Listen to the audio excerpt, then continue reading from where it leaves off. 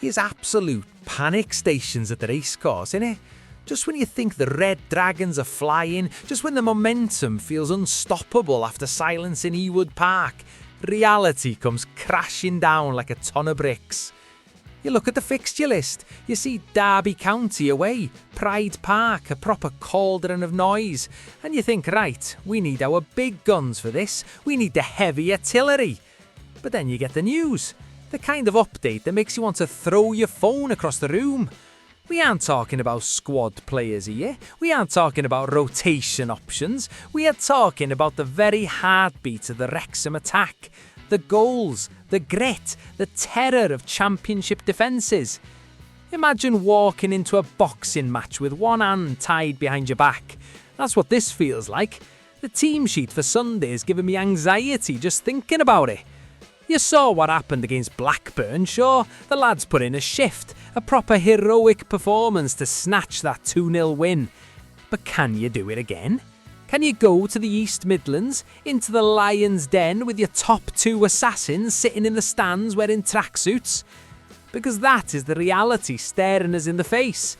The medical room is busier than the ticket office right now, and the updates coming out of the club are enough to make any Wrexham fan sweat cold. It's not just about missing a game, it's about breaking the rhythm of a season that's balancing on a knife's edge. Let's cut through the noise and look at the damage. The victory against Preston North End on the 29th of December feels like a lifetime ago now, doesn't it? It was a glorious 2-1 win, the kind that makes you dream of back-to-back promotions. But the cost, my word, the cost was steep. We saw Josh Windass limp off, you saw the grimace. You know Windass, he's not one to fake it. If he's going down, he's hurting. A calf problem, the kind of injury that is treacherous. It feels fine 1 minute, then you sprint and snap, you're out for 6 weeks. And then, in the very same 90 minutes, the big man, Gaffer, the focal point, the battering ram, gone. Hamstring. It's the classic double blow. You lose the speed and the guile of Windass, and you lose the aerial dominance and hold-up play of Moore. It's like removing the engine and the wheels from a Ferrari and asking it to win a Grand Prix. Neither of them travelled to Blackburn on New Year's Day. And look, fair play to the lads who stepped in. To go to Rovers and win 2-0 without your 2 top scorers is arguably the performance of the season. It showed character. It showed that Wrexham spirit isn't just a marketing slogan for a documentary, it's real. But let's be honest with ourselves, how many times can you pull a rabbit out of the hat? The silence since New Year's Day has been deafening. We've all been refreshing Twitter, waiting for the gaffer or the medical staff to give us the thumbs up, to say it was just precautionary, to say they'll be ready for Derby. Well, the update is here, and it's not exactly the news we were praying for. It's the kind of ambiguous, managerial mind game statement that leaves you hanging by a thread. Steve Parkin, the assistant boss, the man who often gives it to us straight, faced the BBC Sport Wales microphones. And he didn't sugarcoat it, but he didn't close the door entirely either, which is almost worse, because it gives you that dangerous thing, hope. Here is the situation regarding Josh Windass. Parkin says he will be assessed over the next 2 days. Now, decode that with me. In football terms, assessed 48 hours before a game usually means he is struggling. It means he's on the physio table, getting massages, doing light jogging and grimacing. Parkin said, I think Josh will be assessed in the next couple of days. It's vague, it's non-committal, it's designed to keep Derby County guessing. But if he was fit, they'd say he's fit. If he was training fully, they'd say he's flying. Assessed means it is touch and go. It means a late fitness test. It means looking at him on Saturday morning and asking, Josh, can you run without limping? And then there's Gaffer Moore. If the Windass news is a yellow alert, the Moore news is a flashing red siren. Parkin was much more direct here. Gaffer, probably it is a little bit too soon for him. We'll see. Too soon. That's the killer phrase. A hamstring injury for a player of Moore's size and explosiveness is nothing to mess about with. You rush him back for Derby and his hamstring goes pop and he's out for 3 months. Is it worth the risk? Probably not, but knowing he's likely out leaves a massive hole in the formation. a more-shaped void that you can't just fill with any other player because nobody else plays like him. So, here is where the rubber meets the road. This is where Phil Parkinson earns his money. You are likely without your two top scorers, the two men responsible for the majority of the threat this season. How do you set up against the Derby side that is desperate for points at home? Without Moore, you lose the outball. When the pressure is on, when Pride Park is screaming and Wrexham are pinned back, the tactic is often to bypass the press and hit Moore. He chests it down, he wins the foul, he brings the midfielders into play. Without him, the ball keeps coming back. It's like playing against a wall. And without Windass, you lose that chaotic energy. Windass is a pest. He presses, he runs into channels, he shoots from distance, he makes defenders uncomfortable. Without him, the attack becomes more predictable. Parkin mentioned something interesting though. He talked about the fatigue. I think the key is we've rested the lads, get them home, and they'll have a breather tomorrow.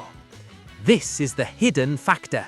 The championship schedule is brutal. It grinds players into dust. The fact that the squad got a day off, a breather, might be more valuable than any tactical training session. Maybe, just maybe, the players who stepped up against Blackburn, the likes of Mullin, Fletcher, or whoever gets the nod, are fresher. They're hungry. But let's not kid ourselves. Replacing the output of Moore and Windass is a monumental task. We are asking the squad depth to perform a miracle twice in 1 week. Now, let's talk about the opposition, because we aren't playing a Sunday League team here. We are going to Derby County.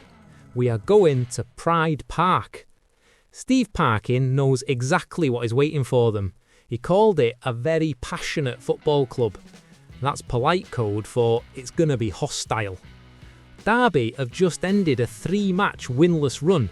They were struggling, the pressure was mounting, and then, bang! They beat Middlesbrough 1-0 on New Year's Day. That changes everything.